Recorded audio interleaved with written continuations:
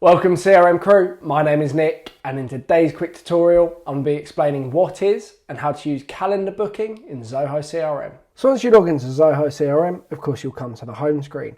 Now in order to use calendar booking, what we need to do is go to the cog in the top right hand corner to ensure you have administrative permissions. So I press the cog and then from here we want to go to general, and then underneath general we want to go to calendar booking. So I press calendar booking. Now I'll briefly explain what calendar booking is. Essentially it's like a hassle-free platform identical to Calendly, and it allows people to book a time slot with you.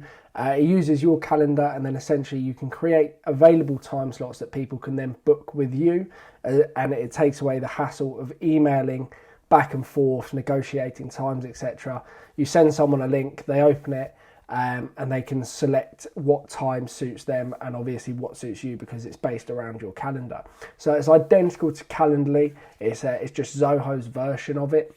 And I'll show you how to use it. So in order to create a time slot, what you need to do is go to info booking. So as you can see here, the info booking is my info, my account. So if it was your name, it's a Nick booking. And then just go up the top right hand corner here and then press the booking button, and this is where you can create a booking option, is essentially how I would describe it. So you've got the calendar type, so is it going to be a meeting or a call? So you can define whether they're booking a meeting or a call. The meeting duration, obviously we've got our options here, select the drop down menu, and then we've got questions for the participant.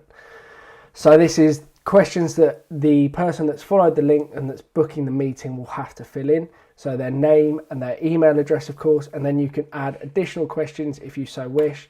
And then obviously you can write out the questions, so just write out test, and then answer will be populated in this field, location, description, etc.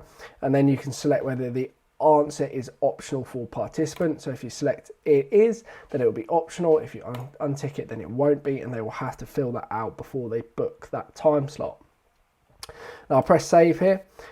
So as you can see, we have our new question. You can delete this one, but you can't delete the first two. And then we can do our advanced settings. So show availability in increments of 30 minutes. You might want to bring that right down or bring that up. It's entirely up to you. And then the minimum meeting schedule notice. So this ensures that they don't just book a meeting 5 minutes before that the time is about to happen. So this is where you can set that. So you could say 4 hours or 24 hours or 48 hours. That's entirely up to you. And then you can select how far ahead the meeting can be scheduled. So 60 days time or between one date and another date.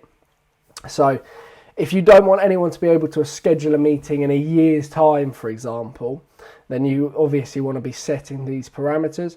So you've got the 60 days, and then you could select a time. So between now and December the 31st, they can book a time. After that, they can't.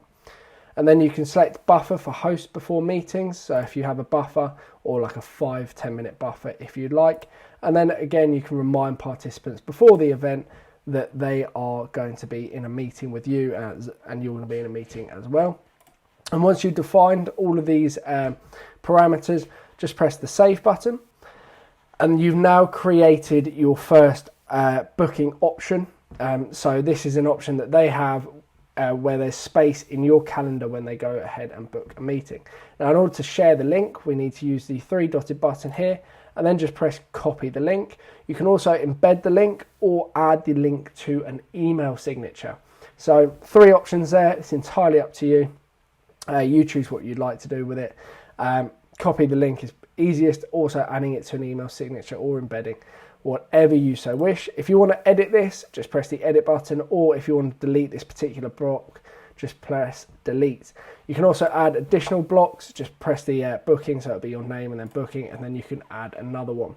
And that is hopefully explained what calendar booking is and how to use calendar booking in Zoho CRM. I hope this video has clearly explained what is and how to use calendar booking in Zoho CRM. If you do have any further questions, please drop me an email. My details are in the description below. Otherwise, thank you very much for watching, and I'll see you shortly in the next video. Thank you and goodbye.